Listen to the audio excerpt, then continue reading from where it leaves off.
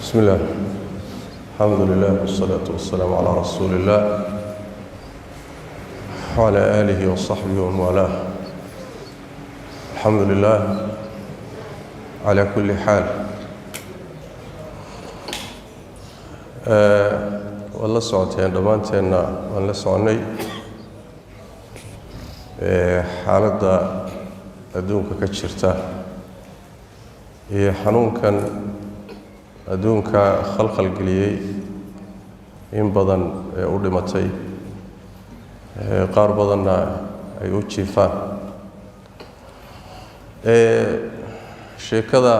أدونك كتشرتنا إسقى أي نقطتين هالستيسة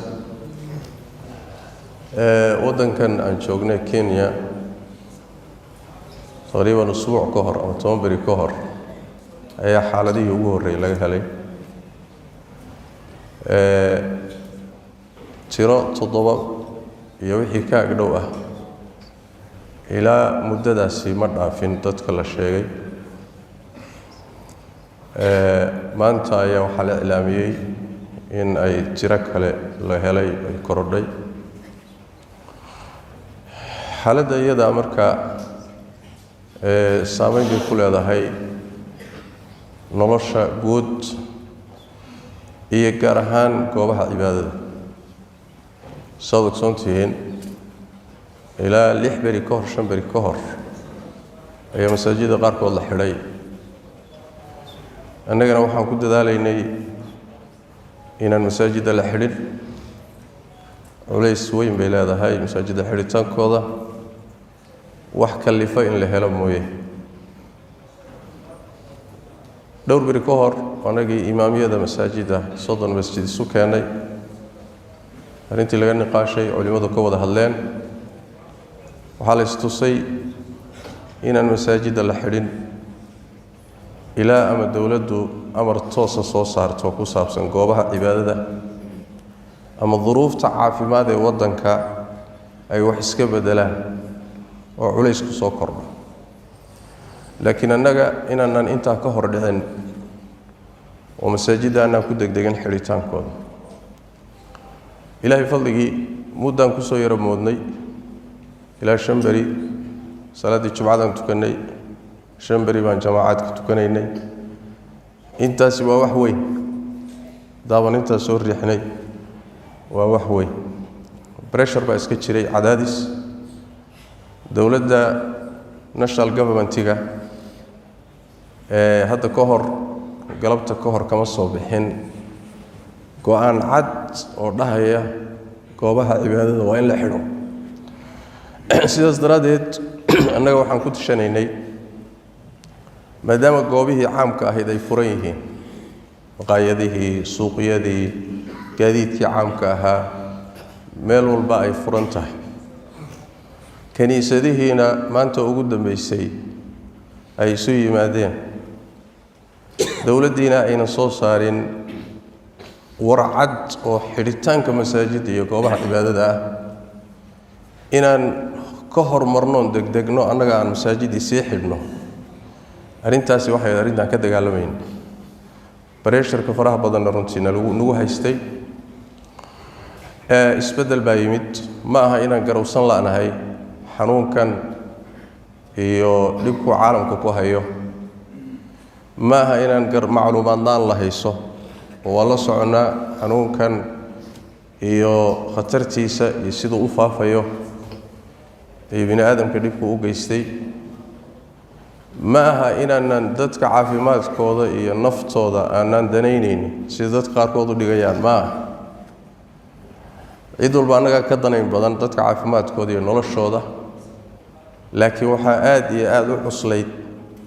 iyadoon duruuf kalifta la helin masaajid ilaahay lagu cibaadaysanayo xidh hawshaasaa cuslayd aadna way u culustahay waxaa soo kordhay wasiirka caafimaadka kolley saad loo socotaan baan galabtuu hadlay wuxuu sheegay xaaladuhu 7 ay ahaayeen maanta 8 xaala waddan ku soo korodhay 8 xaalana hay dad kale la sii xiriireen iyo waxyaalo badan baa jira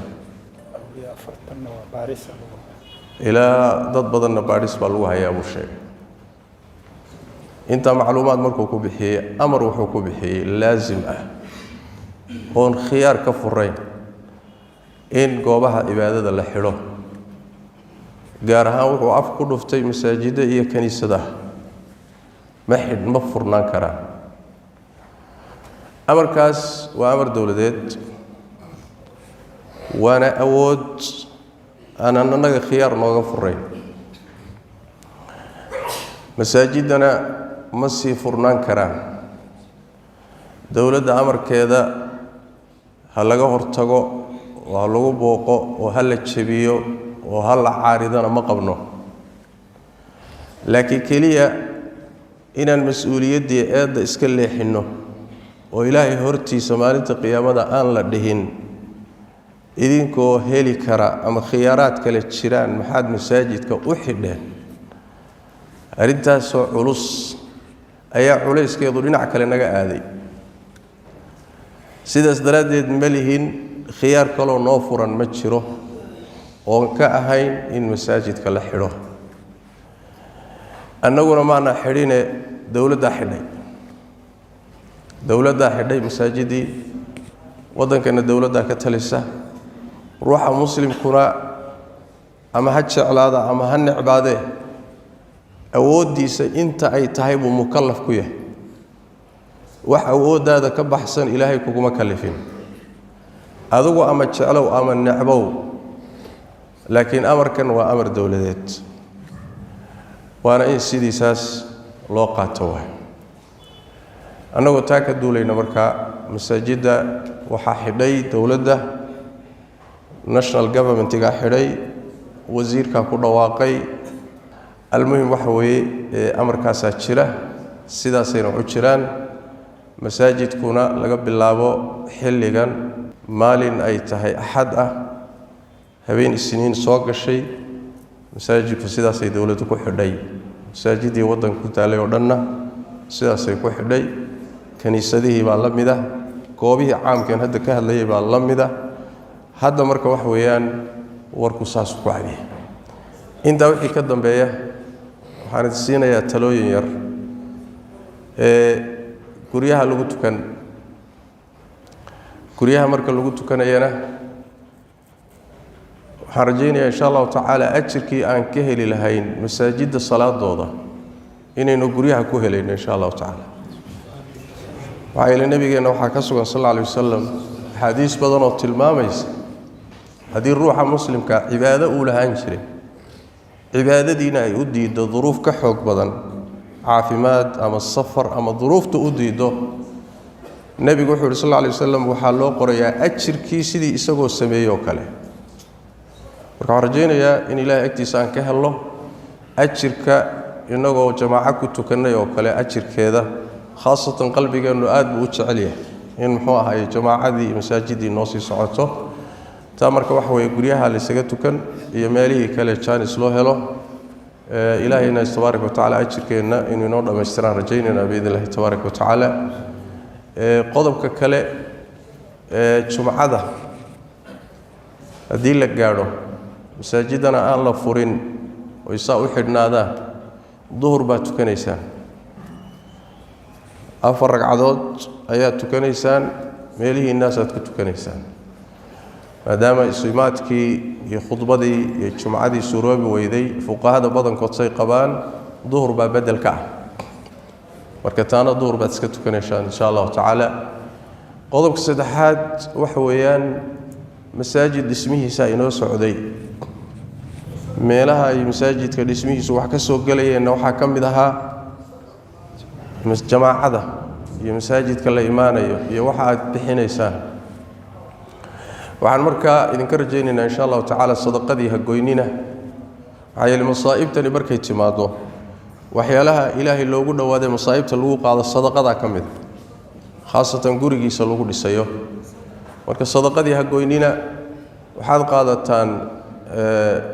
embeesada iyo tiil numberka masaajidka bangiyadiisa halkaa insha allahu tacaala soo isticmaala maalin walba wixii aad bixin jirteen 100 shilin 50 shilin 20 masaajidka dhismihiisa insha Allah ta'ala suusan nooga kala goyn haddana sii sagootiya soo salaadka shamayna ku sagootiya haddana sanduuqa sii sagootiya insha Allah ta'ala ilaahay ha idin barakeeyo inta waxaan ku darayaa oo ku gabagabeynayaa muxuu ahaayay aadaanka masaajidka insha Allah ta'ala waa ka bixi doona laana aadaanka waxa loogu talagalay salaada dadka waqtiga inuu galay in lagu ogeysiyo hadii jamaaca la heliyo hadaan la helinba xataa ruuxa kaligiya baadiyaha jooga uu aadaama oo shariicadu aadaanka waa u ogeysay maadaama marka dadkii in waqtiga galay aadaanku yahay muhiimadiisa masaajida aadaanku waa ka jiri doona insha Allah ta'ala marka Allah idin barakeeyo waxaan ku khatimayaa ducadii inooga socotay masaajida iyo cudurkan iyo masaa'ibta iyo aafada ducadiina yaa la halmaamin ducadii yaa la halmaamino salaadaha iyo si gooniya iyo habeenkii iyo xilli walba dadka ha loo duceeyo insha Allah ta'ala inaguna aan ducaysano ilaahay tabaaraka wa ta'ala inuu inaga badbaadiyo ummadana ka badbaadiyo ilaahayna tabaaraka wa ta'ala inaga samata bixiyo ramadaankii baa soo dhow oo bil baa ka laaban ilaahay waxaan ka baryaynaa in uusan xanuunkan iyo masaajida inaga xidhan inaysan ramadaan inagu gaadhin oo ilaahay tabaaraka wa ta'ala waqti fudud iyo si fudud masaajida dib inay u furanto ilaahay inoo suurta geliyo ilaahay tabaaraka wa ta'ala dalka iyo dadka iyo ummadda guud ba ilaahay tabaaraka wa ta'ala xanuunka Allah ka badbaadiyo inta qabtana ee u jirana ee u jiiftana ilaahay ha ka samata bixiyo inta ka nabad qabsan ee aan ku dhacina ilaahay tabaaraka wa ta'ala ha ka badbaadiyo ilaahayna masaa'ibta soo socota ilaahay tabaaraka wa ta'ala hayna garamariyo ilaahay ajir haynaga siiyo cibaadaadka aan masaajida ku oogeynay oo inaga xidhantayna badal khayr qaba Allah inaga siiyo ilaahayna tabaaraka wa ta'ala meel aan joognaba caafimaad iyo caafi Allah inagu siiyo aad baad u mahadsantihiin jazakumullahu khayran sidaas iyo maca salaamati Allahi wa xifdhihi wasalaamu calaykum wa rahmatullahi wa barakaatuh